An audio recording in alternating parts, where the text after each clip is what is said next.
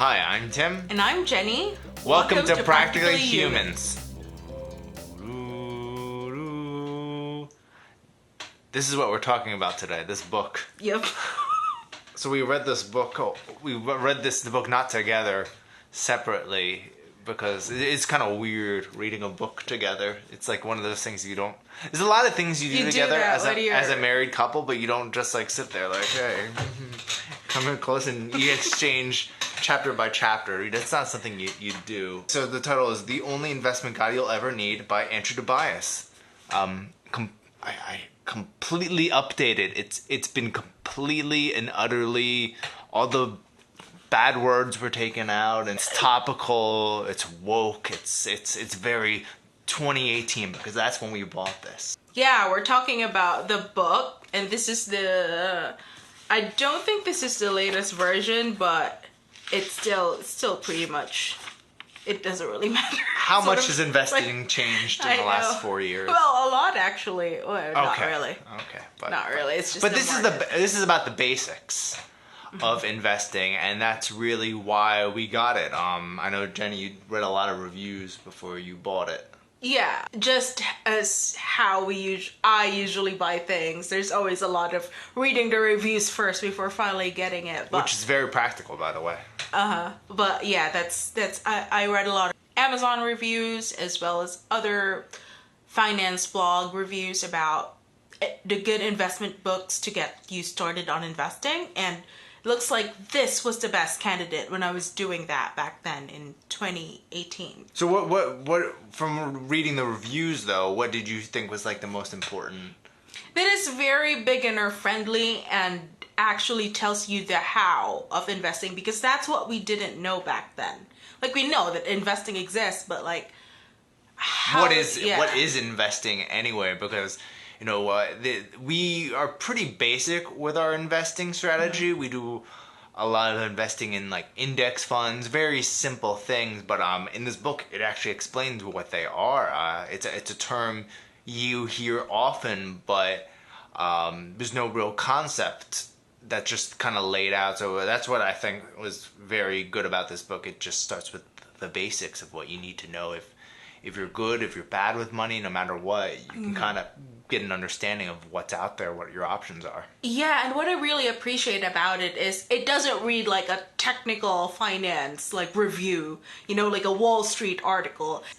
It reads like a good teacher teaching you how to do stuff. Like a layman could totally understand it. And it's actually pretty funny because Tobias has a great sense of humor, in my opinion. Yeah. It's not stiff. It's not over the top funny, but it has its moments where it's kind of silly. He pokes fun at himself, I think. It has a sense of humor, but at the core, it's an educational book. It teaches you how to invest. So before you read this, though, what was...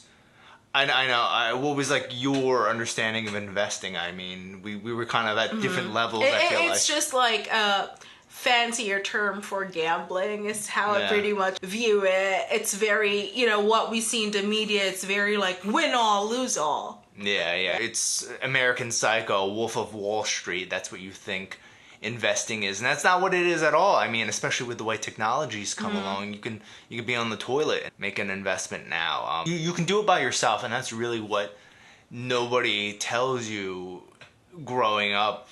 Maybe they do now, but I highly doubt it, because we didn't learn anything about investing in schools. It's really something that we're lucky that we have resources now where we can learn it on our own. For sure. And the book, doesn't even start there. It tells you the basics, the foundations of how to manage your finance well first. Like, there's like a glossary of topics about saving. Like, for example, what's a saving topic? I could just look at the book. It's right here. Like for Cinema or homes, it gives you like practical examples on how to save in those stuff. Apples. G for groceries. It was apples. How to save money on apples. It's very granular.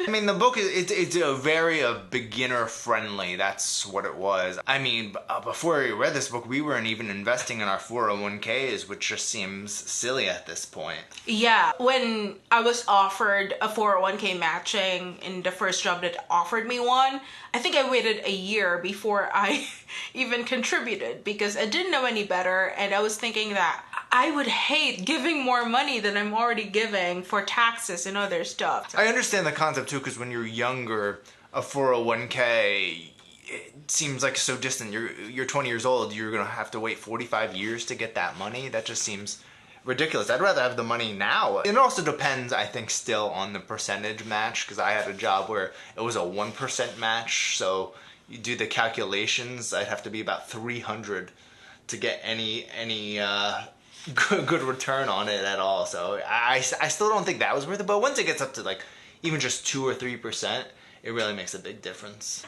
That's true, but I would disagree with you there. I think 1%, looking back now, 1% is still a free 1%, so that's still free money. It also depends on how much you're making. I knew 1% of how much I was making at the time. That wasn't very. You have to have, I think, a mindset in your life that you're gonna make it to 65, and I didn't have that. I mean, we both invest in our 401ks fully now, so I think that's the important thing. But that's not all we invest in. We also have our brokerages, our raw. You make it sound like we have my portfolio. With this book, because this is what it's about, the book that really gave us the resources to understand that it really is a simple concept. The first time I tried to invest was I actually went to the bank. My dad told me to invest in a CD. I didn't even know what a CD was. I just imagined a floppy disk that they put something on, and the power went out at the bank. Mm-hmm. And I just figured I'm going to be poor forever because I never did any investing. Oh. Did I marry you wrong? What was I to say? You lost me there. I lost you there. I lost you completely there. Yeah, so I think the most important nugget I got from the book is the foundations and how to get started on investing. And I think if you're just like us, you just want to invest for the future, for your retirement, basically. It gives you a practical advice that the thing that you could do that makes the most sense is to buy and hold, and to buy index funds, because these are the funds that track the market. Yeah, and they're safe. You're not gonna lose all your money investing that way, because they're constantly changing what they're investing in, and it's safe, and that's really why we go that direction. There's a risk, but there's really, if investing in nothing but index funds fails and loses you all your money, we're probably living through an apocalypse already. The most important thing that we got from this book is to buy and hold and index funds, and we can talk more about that in future videos. Yeah, because I think those topics deserve their own videos. Yeah, because it's not just picking any old index fund, which you could do and you could be okay with, but there's also a strategy in deciding which one. There's things you need to look at. It's not just the simplest thing, but it's pretty easy, especially when you have a partner who supports you. And who has the same financial goals as you. Yes. But 401ks, IRAs, and index funds, I think, are the three most important topics that I got from this book. Yeah. If you want to get started on investing and don't know where to start and how to start, this book is really perfect for you. It's The Only Investment Guide You'll Ever Need by Andrew Tobias. And, get the book. We're not paid to do this. And anyway, so I'm Andrew Tobias. And I'm not Andrew Tobias. Yeah. Disclaimer, we're not paid to do this. We just really like this book. Yeah. Check it out. Peace. So what was your question? Will I film a video with you? Of course I will.